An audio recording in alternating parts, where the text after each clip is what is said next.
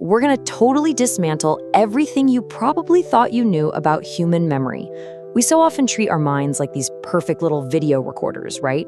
But as we're about to explore, your memory is actually a lot more like a dynamic, constantly repainted canvas.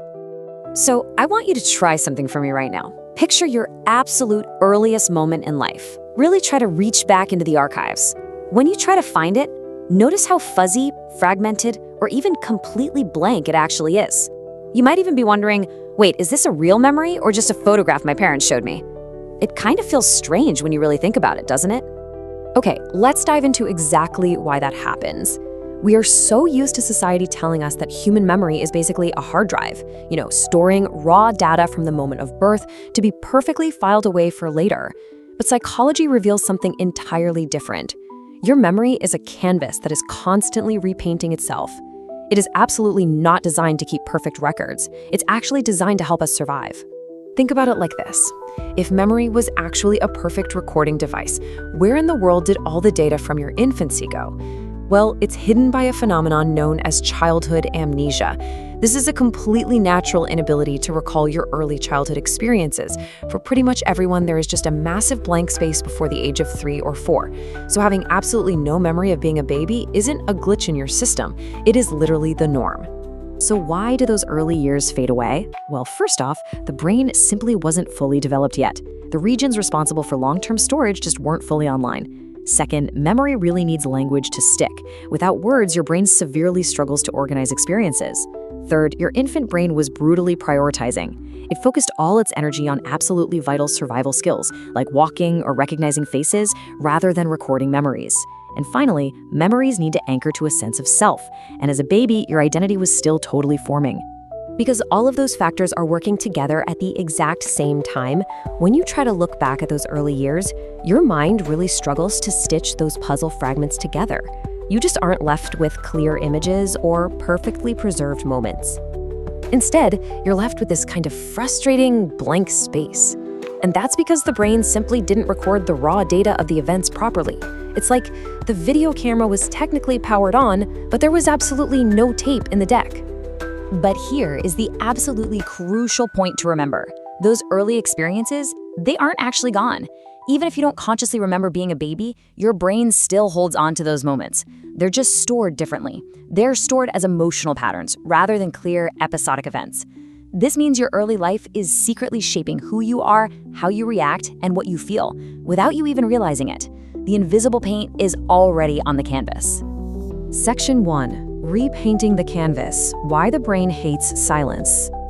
Let's move on to how this reconstructive pattern matching process operates in your daily adult life. Because your brain doesn't just do this with a distant past, it actively repaints reality right now. Let's look at the classic overthinker's mental spiral. Say someone replies to you with a suspicious silence, a delayed text, or maybe just a really unclear tone. Your brain fundamentally hates that unfinished gap. Uncertainty feels so mentally uncomfortable. So, what does your brain do? It actively invents details to repaint the canvas and regain a sense of control over the situation. And here is the real kicker. When those details are unclear, the mind usually fills that blank space negatively. By assuming you sounded annoying or made a mistake, your mind isn't actually trying to torture you. It's a misguided psychological mechanism to protect you from social threats. Your memory is reconstructing the event to highlight the worst-case scenario purely to keep you safe. Section 2. The human advantage, adaptation over raw data. Which brings us to a really important question.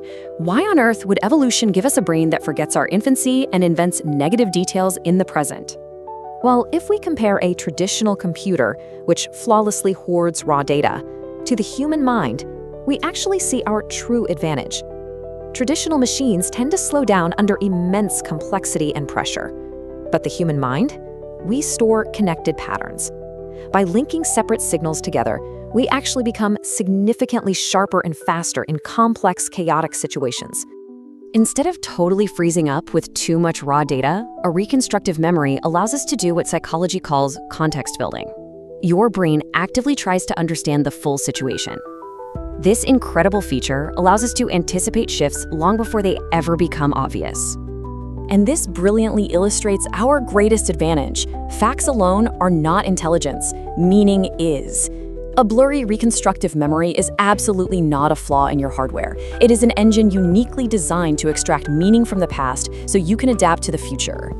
Because your memory filters out all that useless noise, like, what you had for breakfast on a random Tuesday when you were 2, and focuses entirely on emotional patterns and deep meaning, you are capable of learning and adapting far faster than any rigid system ever could.